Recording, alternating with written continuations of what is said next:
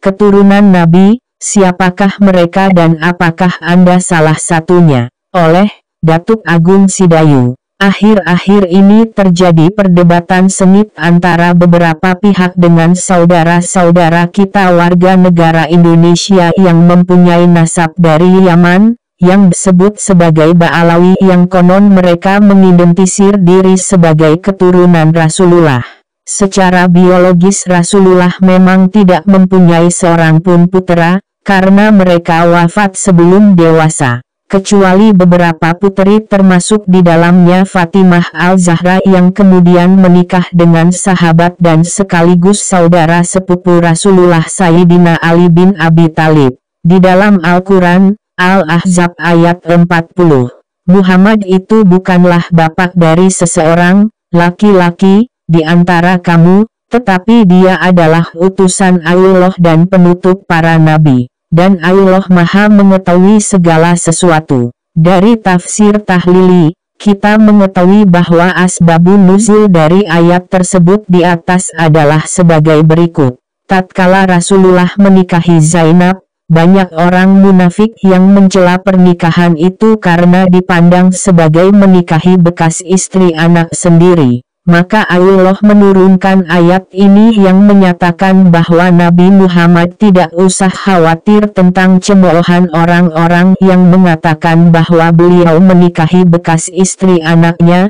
karena Zaid itu bukan anak kandung beliau, tetapi hanya anak angkat. Muhammad sekali-kali bukan bapak dari seorang laki-laki di antara umatnya, tetapi ia adalah utusan Allah dan nabi-Nya yang terakhir. Tidak ada nabi lagi setelah beliau. Nabi Muhammad itu adalah bapak dari kaum muslimin dalam segi kehormatan dan kasih sayang, sebagaimana setiap rasul pun adalah bapak dari seluruh umatnya. Muhammad itu bukan bapak dari seorang laki-laki dari umatnya dengan pengertian bapak dalam segi keturunan yang menyebabkan haramnya musyaharah, tetapi beliau adalah bapak dari segenap kaum mukminin dalam segi agama. Beliau mempunyai rasa kasih sayang kepada seluruh umatnya untuk memperoleh kebahagiaan hidup di dunia dan akhirat, seperti kasih sayang seorang ayah terhadap anak-anaknya.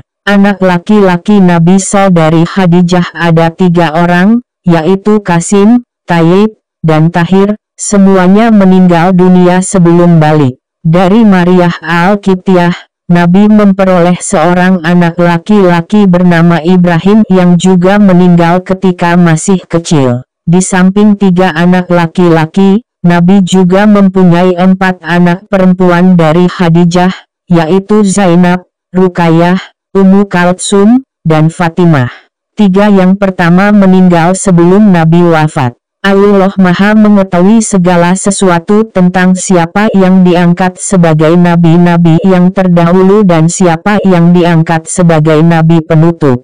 Berikut hadis-hadis yang menerangkan tentang kedudukan Nabi Muhammad sebagai nabi penutup atau terakhir, di antaranya dari Jabir bin Mut'im bahwa ia berkata, "Aku mendengar Rasulullah bersabda, aku punya beberapa nama, aku Muhammad, aku Ahmad, aku Al-Mahdi yang mana Allah menghapus kekufuran denganku, dan aku Al-Hasyir di mana manusia dikumpulkan di bawah kakiku, dan aku juga Al-Aqib yang mana tidak ada lagi nabi sesudahku." Riwayat Al-Bukhari dan Muslim. Dari Jabir bin Abdullah bahwa ia berkata, Rasulullah bersabda, "Posisiku di antara para nabi adalah seperti seorang laki-laki yang membangun rumah, dia menyempurnakan dan menghiasinya kecuali satu tempat bata yang belum dipasang. Orang yang memasuki rumah itu dan melihatnya berkata, alangkah bagusnya rumah ini, kecuali satu tempat bata yang belum dipasang, maka akulah bata yang belum dipasang, itu, di mana aku menjadi penutup kenabian." Riwayat Muslim. Dari Abu Hurairah bahwa ia berkata, Rasulullah bersabda, "Aku dilebihkan dari para nabi dengan 6 hal. 1. Aku diberi kalimat yang singkat tapi padat, luas maknanya. 2. Aku ditolong dengan, diberi rasa, ketakutan, bagi musuh 3, dihalalkan bagiku rampasan perang 4, Allah menjadikan bagiku bumi itu suci, untuk tayamum, dan menjadi masjid 5. Aku diutus kepada seluruh makhluk, dan 6, aku dijadikan sebagai penutup para nabi, riwayat Muslim dan At-Tirmizi. Dari Anas bin Malik bahwa ia berkata, Rasulullah bersabda, kerasulan dan kenabian telah terputus, tidak ada lagi rasul dan nabi sesudahku, riwayat Ahmad. Bahwa kemudian Allah berfirman dalam surat Al-Kautsar, sesungguhnya kami telah memberimu, Nabi Muhammad nikmat yang banyak, maka, laksanakanlah salat karena Tuhanmu dan berkurbanlah. Sesungguhnya orang yang membencimu, dialah yang terputus dari rahmat Allah. Disebutkan dalam berbagai riwayat, bahwa orang-orang kafir Quraisy yang dipimpin oleh Abu Jahal, merasa senang bahkan menghina Rasulullah tidak mempunyai keturunan laki-laki, saat Abdullah putra Rasulullah wafat. Mereka menghina tidak saja karena Rasulullah tidak mempunyai keturunan laki-laki, tetapi juga sedikit pengikutnya. MKA Allah menurunkan surat tersebut di atas, sebagai penghibur dan motivasi positif kepada Rasulullah, yang intinya menyatakan bahwa sesungguhnya merekalah yang tidak mempunyai keturunan, dan apa yang disampaikan Allah tersebut sampai saat ini terbukti, bahwa Rasulullah mempunyai keturunan dari puterinya Farimah Al-Zahra istri sahabat dan saudara sepupunya Sayyidina Ali bin Abi Thalib, dan keturunan Rasulullah menyebar ke seluruh dunia. Pertanyaannya adalah apakah keturunan Rasulullah tersebut ada sampai saat ini? Syekh Ibnu Utsaimin, semoga Allah merahmatinya, berkata dalam Al-Sarh Al-Munti, ya, mereka ada, dan mereka menyebutkan bahwa di antara orang-orang yang telah membuktikan silsilah mereka kepada Bani Hashim, adalah para imam dan raja-raja Yaman, yang pemerintahannya segera berakhir dengan pemberontakan Partai Republik melawan mereka. Mereka berada di menguasai Yaman selama lebih dari 1000 tahun, dan silsilah mereka terkenal dan diketahui berasal dari Bani Hashim. Dan banyak juga orang yang tergabung dalam silsilah Bani Hashim. Di antara mereka ada yang keturunannya masih ada sampai sekarang, dan mereka disebut Ahl Al-Bait. Keluarga Al-Bait yang ada sekarang sebagian besar adalah keturunan Al-Hasan bin Ali bin Abi Thalib, termasuk beberapa keturunan Al-Husain bin Ali bin Abi Thalib. Keluarga Nabi mempunyai hak-hak, antara lain, kita harus menyayangi mereka, menafkahi mereka, menghormati mereka, dan mereka pada tashahud terakhir, sebagaimana yang diperintahkan Nabi. Namun perlu diketahui bahwa ada banyak klaim terkait dengan garis keturunan ini, sampai-sampai afiliasi dengan keluarga Nabi telah menjadi sarana untuk menipu umat Islam. Hal ini juga terjadi di kalangan Ubaidi yang secara salah berafiliasi dengan Fatimah, radhiyallahu anha, dan mereka ternyata adalah orang-orang Majusi yang sesat. Begitu terhormat dan cintanya Rasulullah terhadap cucunya Hasan dan Husain, beliau bersabda saya dan para nabi akan dikumpulkan di satu tempat, dan disebut, wahai para nabi, banggakanlah anak-anakmu, maka aku akan bangga anak-anakku, Al-Hasan dan Al-Husain, semoga Tuhan meridhoinya. Apa maknanya? Tidak lain adalah bahwa menghormati keturunan Rasulullah dari garis Hasan dan Husain adalah sama dengan menghormati Rasulullah. Pertanyaannya adalah apakah mereka yang menyebut diri sebagai Ba'alwi itu keturunan Rasulullah? Saya yang tidak mempunyai cukup ilmu tentang silsilah keturunan Rasulullah, khususnya dalam kaitan dengan Ba'alwi, tentu tidak mampu menjawab pertanyaan tersebut di atas. Oleh sebab itu saya mencoba untuk membaca berbagai sumber, dan di bawah ini adalah sumber tersebut. Keluarga Ba'alawi, keluarga Abu Alawi, atau Banu Alawi, dari Bani Hashim yang berafiliasi dengan Rasulullah Muhammad, dari keluarga Al-Husain bin Ali bin Abi Thalib. Mereka tinggal di wilayah Hadramaut di selatan Jazirah Arab. Kehadiran mereka di Hadramaut dimulai pada tahun 319 H-931 M setelah kakek mereka, Ahmad al-Muhajir, tiba di sana, dan setelah itu mereka menyebar ke seluruh dunia. Mereka mengikuti pendekatan Sunni di tengah masyarakat,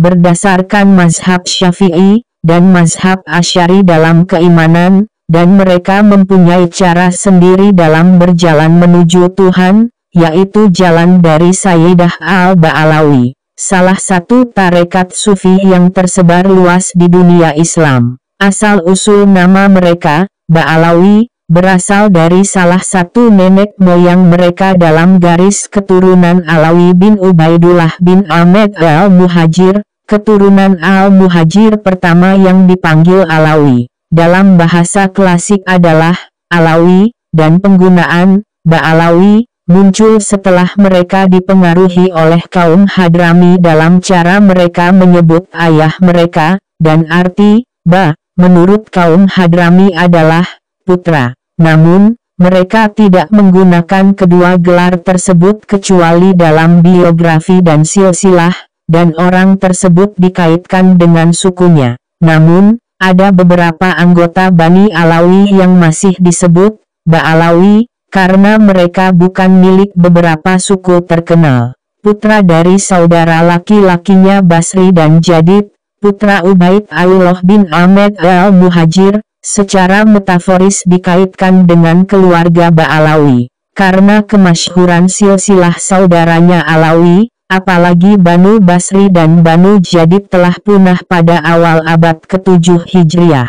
Setelah syahidnya Husain bin Ali, cucu Rasulullah, dalam pertempuran Karbala, tidak ada satu putranya yang selamat kecuali putranya Ali Zain al-Abidin bersama ayahnya, dan dia kembali ke Madinah bersama seluruh keluarganya. Di antara anggota keluarganya yang kembali bersamanya adalah putranya, Muhammad al-Bakir, yang menyaksikan pertempuran Karbala ketika ia masih muda, dan menjalani hidupnya di kota, dan setelahnya, putranya, Ja'far al-Sadiq, juga. Adapun Ali al-Aridi, dia adalah anak bungsu dan terpanjang dari anak-anak Ja'far al-Sadiq. Dia dijuluki al-Aridi setelah desa al-Aridi, dekat Madinah, tempat dia tinggal. Di antara putra-putranya adalah Muhammad al-Naqib, yang pindah dari Madinah setelah kematian ayahnya ke Irak,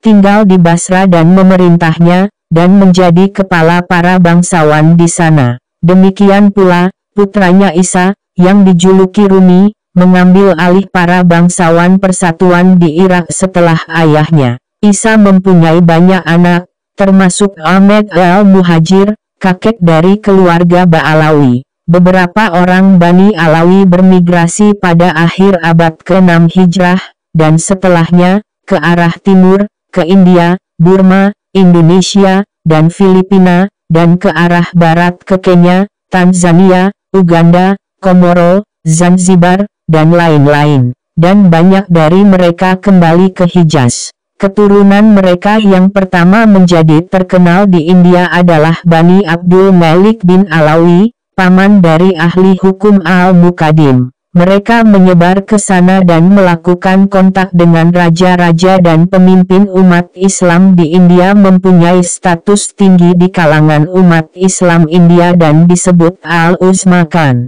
Di antara mereka adalah para pendakwah, politisi, dan tentara, dan kemudian keturunan mereka pindah ke Kepulauan India Timur, yang kemudian dikenal sebagai Indonesia, dan mereka memiliki reputasi yang bagus. Mereka yang berimigrasi ke Filipina merupakan keturunan Abdullah bin Alawi, paman ahli hukum Al-Muqaddim. Di antara mereka adalah Ali Zain al-Abidin bin Ahmad, yang datang ke Johor sebagai orang Melayu pada abad ke-9 Hijrah, dan menikahi putri Sultan, yang melahirkannya Muhammad, yang berlayar dari Johor dengan tujuan Teluk Mindanao dan dipanggil penduduknya masuk Islam. Ali Zain al-Abidin memiliki putra lain bernama Abu Bakar, yang menuju ke Pulau Sulu dan mengambil alih kekuasaan lokal di sana. Kehadiran mereka telah menyebar, dan keturunan mereka hingga saat ini masih menetap di desa-desa terpencil di Sulu, termasuk Sultan Sulu yang menjadi sahabat saya, Sultan Fuad Abdullah Kiram I. Pendiri Kesultanan Sulu bernama asli Sayyid Wal Sarlef Abu Bakar Ibn Abirin al-Hasmi. Ia mendirikan Kesultanan Kerajaan Sulu pada tahun 1457 dan mengganti namanya menjadi Paduka Mahasari Maulana Al-Sultan Sarif ul Hashim, yang secara kasar diterjemahkan dari bahasa Arab sebagai Tuan Yang Mulia, Pelindung dan Sultan, bangsawan klan Bani Hashim. Sultan dilaporkan tinggal sekitar 30 tahun di Buansa, pusat pertama Kesultanan, dan makamnya terletak di salah satu lereng dekat Gunung Tumantangis. Apakah tes DNA mampu membuktikan keakuratan garis keturunan Rasulullah?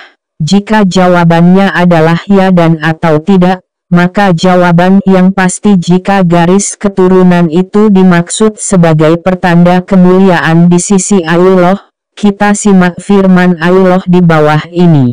Hai sekalian manusia, kami menciptakan kamu dari seorang laki-laki dan seorang perempuan dan menjadikan kamu berbangsa-bangsa dan bersuku-suku agar kamu saling mengenal satu sama lain takut kepadamu. Sesungguhnya Allah Maha Mengetahui lagi Maha Mengetahui. Tetapi yang banyak dibicarakan orang saat ini adalah kaitan Ba'alawi dan klaim beberapa orang yang menyebut mereka bukan keturunan Rasulullah. Di antara dalihnya adalah hasil dari tes DNA. Sementara banyak ahli berpendapat bahwa hasil tes DNA tidak secara akurat bisa dijadikan bukti terkait dengan silsilah, apalagi dengan pertimbangan waktu yang begitu lama. Dr. Tracy Brown menambahkan apa yang disebutkan dalam proyek penelitian yang diawasinya. Peneliti genetika memberitahu kami bahwa jika Anda ingin mengetahui silsilah keluarga Anda, akan lebih baik bagi Anda untuk menggali lemari dan dokumen identitas Anda, daripada untuk melakukan pekerjaan tes silsilah melalui genetika. Tentu saja jika Anda benar-benar serius ingin mendapatkan hasil yang akurat. Pada tahun 2000 Masehi, sebuah perusahaan Amerika bernama Family Tree DNA didirikan dan memulai proyek global untuk mengidentifikasi asal-usul manusia melalui analisis DNA dengan tujuan menghubungkan kembali diaspora Yahudi di seluruh dunia. Perusahaan mengklasifikasikan hasil analisis sampel yang dikirim ke dalamnya ke dalam garis keturunan genetik yang berbeda berdasarkan kromosom pria, Y, dan dibandingkan dengan sampel lain yang telah diperiksa dan diklasifikasikan. Ketika individu dari Bani Alawi melakukan analisis genetik ini, hasilnya menunjukkan bahwa mereka termasuk dalam garis keturunan G, yang banyak anggotanya di Kaukasus. Sebagian dari mereka mengatakan bahwa silsilah keluarga Nabi tidak sah, dan menyatakan bahwa silsilah yang paling banyak dimiliki orang Arab adalah silsilah J.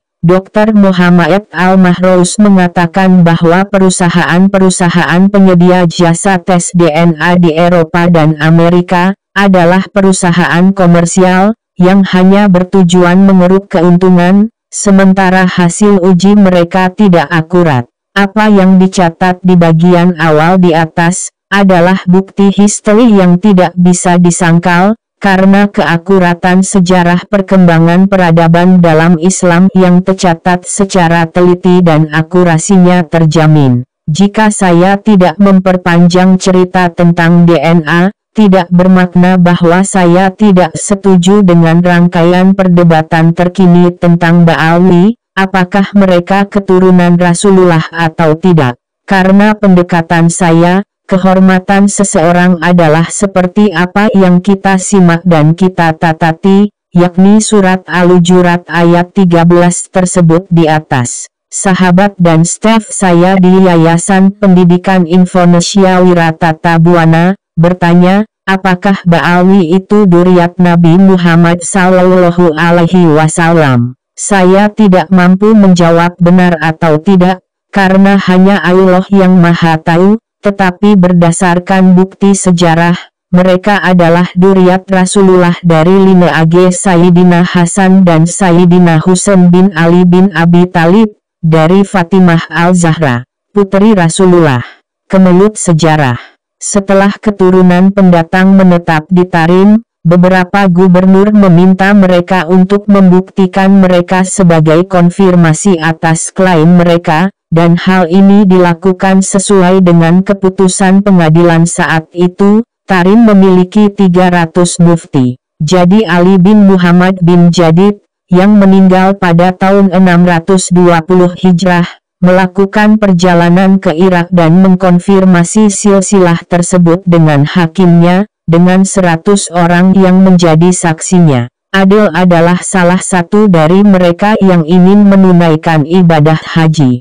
Para peziarah Hadramaut di Mekah dan bersaksi kepada mereka tentang hal ini. Ketika para peziarah Hadramaut ini kembali ke Hadramaut dan bersaksi untuk membuktikannya, orang-orang mengenali mereka dalam garis keturunan yang terhormat dan mengakui kebaikan mereka. Dan para syekh dan ulama dengan suara bulat menyetujui hal itu. Diketahui bahwa ketika Ahmad al-Muhajir datang ke Hadramaut, ia masih memiliki keluarga dan kerabat di Basra, di mana putranya Muhammad adalah sosok yang kaya raya, begitu juga kedua putranya Ali dan Al-Husain. Karenanya cucunya Jadid bin Ubaidullah pergi untuk melihat harta peninggalan tersebut sambil mengunjungi kerabat. Kemudian putra dan cucu mereka di Hadramaut menginvestasikan warisannya di Irak selama bertahun-tahun. Merujuk pada sumber sejarah,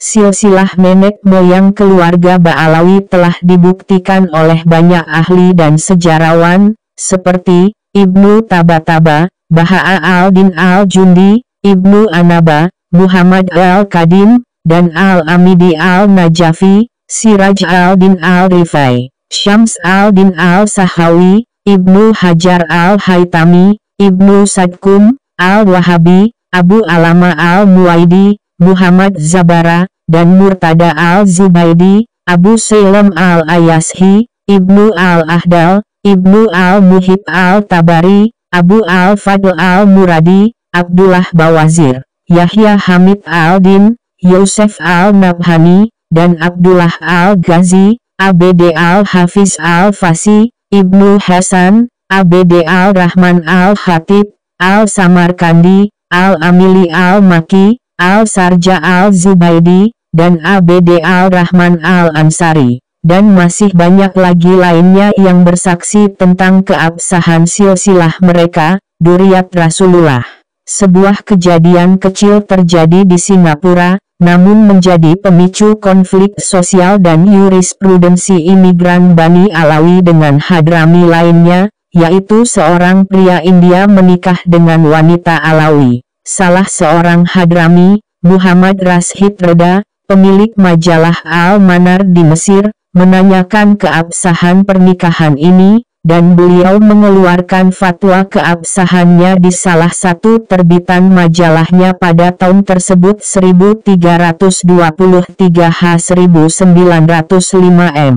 Tanpa memperhatikan doktrin umat Islam di Asia Tenggara yaitu doktrin Syafi'i yang menetapkan garis keturunan untuk sahnya perkawinan. Fatwa ini tersebar luas dan menimbulkan kemarahan kaum Alawi, dan Umar bin Salam al-Atas mengeluarkan fatwa yang bertentangan dengan fatwa Muhammad Rashid Reda, berdasarkan doktrin Imam al-Syafi'i dan ucapan para Syafi'i tentang masalah ini. Perdebatan meluas dan memanas seputar persoalan diperbolehkan atau tidaknya seorang Alawi menikah dengan non-Alawi. Rashid Rida menanggapi fatwa al-Atas, dan sebagai balasannya, sekelompok Alawi pun menanggapinya dengan mengeluarkan Ahmad al-Surkatis,